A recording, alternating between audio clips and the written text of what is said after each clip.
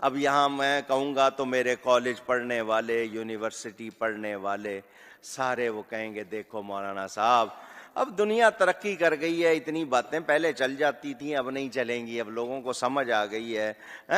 اب مسئلہ یہ بن گیا، پہلے سنی دلیل نہیں مانگتا تھا، کہتا ٹھیک ہے، اب سنی بھی کہتا ہو نہیں یہ آپ کیا کہہ رہے ہیں۔ یہاں ہمارے اندر بھی کمی ہے، نہ اللہ کے ولی کے منہ سے جو نکلتا ہے وہ رب کی رضا والا جملہ ہوتا ہے۔ میری اب طبیعت نہیں مانتی، میں بیک ہونے لگا ہوں، میرا نہیں طبیعت مانتی کہ اپنے لوگوں کو دلیلیں دی جائیں۔ ہم تو ماننے والے لوگ ہیں، ہمارے لیے تو بزرگوں کا اشارہ بہت کافی ہونا چاہیے۔ مولانا امجد علی اعظمی صاحب اعلیٰ حضرت کے خلیفہ ہیں، وہ کہتے ہیں کہ دن میں نے تقریر کی، تقریر کے بعد ایک شخص نے مجھ سے حوالہ پوچھا تو میں ساری رات روتا رہا۔ میں نے کہا یا اللہ یہ تیرے بندے کیا سمجھتے ہیں کہ ہم جھوٹ بولیں گے ان سے؟ جو میں بات بیان کر رہا ہوں ممبر پہ بیٹھ کے وہ غلط ہو سکتی ہے؟ فرماتے ایک دفعہ زندگی میں ایسا ہوا تو میں نے رات رو کے گزاری۔ یہ کیا بات ہوئی؟ عجیب بات ہے کہ ہم جو ممبر میں بیٹھا ہوا ہے، مصلی میں بیٹھا ہوا ہے، اسے تو کم از کم دیانتدار جان لیں، تو اپنے اندر سے یہ چیز ختم کریں۔ سنی تو عقیدت مند ہوتا ہے، اس کی طبیعت، اس کے تو مزاج کے اندر لطافت ہوتی ہے، وہ تو ہلکے سے جملے سے مسکرا کے سارا کچھ مان جایا کرتا ہے۔ تو یہ جو پراپوگنڈے کا آپ شکار ہو رہے ہیں اس سے باہر آئے۔ وہ بات کیا ہو رہی تھی اس پہ؟ عقل اور عقل والی۔ تو یہ بات تو ٹھیک ہے، سورہ بنی اسرائیل کی آیت نمبر 36 ہے، وَلَا تَقْفُ مَا لَيْسَ لَكَ بِهِ عِلْمٌ إِنَّ السَّمْعَ وَالْبَصَرَ وَالْفُؤَادَ كُلُّ أُولَٰئِكَ كَانَ عَنْهُ مَسْئُولًا۔ 10 کمانڈمنٹ میں سے 9th کمانڈ ہے، اے انسان کسی چیز کی پیروی اس وقت تک مت کر جب تک کہ اس کے بارے میں تیرے پاس ڈیفینٹ علم نہ آ جائے۔ بے شک کان، آنکھیں اور عقل اس کے بارے میں تم سے پوچھا جائے گا کہ تم نے ان نعمتوں کو یوز کیوں نہیں کیا۔ اور قرآن حکیم میں کئی جگہ ہے کہ یہ نعمتیں پوچھی جائیں گی۔ یہ نعمتیں جو ہیں وہ اسی لیے ہیں کہ ان کو استعمال کر کے آپ سچائی تک پہنچیں۔ انسان کے پاس سب سے بڑی دولت ہے نا جو اللہ کی دی ہوئی نعمتوں میں سے، وہ عقل ہے، جی، کیونکہ ایمان تک بھی آپ اسی عقل کے ذریعے پہنچتے ہیں۔ بے شک۔ اسلام نے تو توہمات کو، فرسودہ نظریات کو ختم کیا تھا عقل کے ذریعے، اور اسلام کے ماننے والے کہیں عقل استعمال نہ کرو۔ ہاں پارشلی بات درست ہے کہ جہاں اللہ کا حکم آ جائے نا وہاں عقل کو دخل نہیں ہے، جی، لیکن جہاں اللہ کا حکم بھی نہیں ہے، بزرگوں کے فرامین ہے، وہاں تو عقل اپنی استعمال کریں گے نا۔ مثلا میں عقل استعمال کرنے کا آپ کو طریقہ بتاتا ہوں۔ صحیح مسلم میں حدیث ہے، نبی صلی اللہ علیہ وآلہ وسلم نے فرمایا کسی شخص میں تم میں سے استطاعت ہے کہ وہ رات میں تہائی قرآن پڑھ لے۔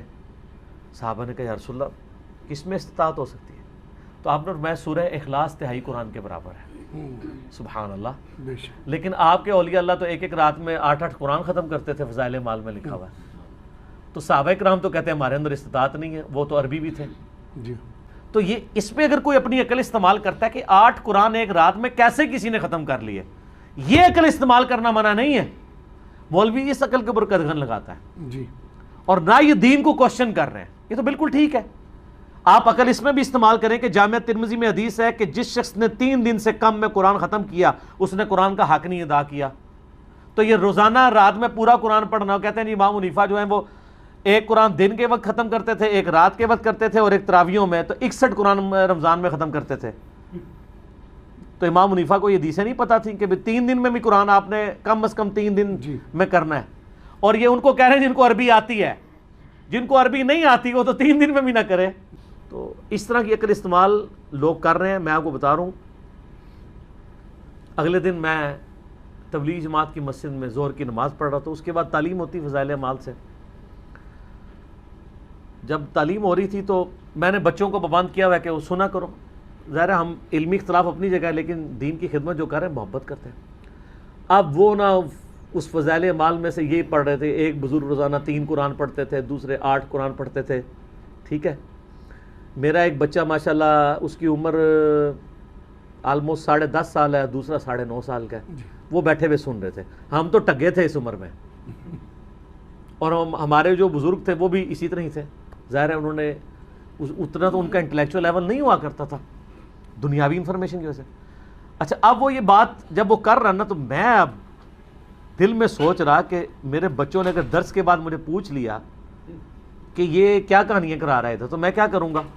اچھا میں بیٹھا ہوتا تو میرے ابا جی نے یہ نہیں سوچنا تھا، اس زمانے میں لوگ اتنے زیادہ عقل نہیں استعمال کیا کرتے تھے، اسی لیے تو تبدیلی نہیں آتی تھی۔ تو تبدیلی تو اب آئی ہوئی ہے۔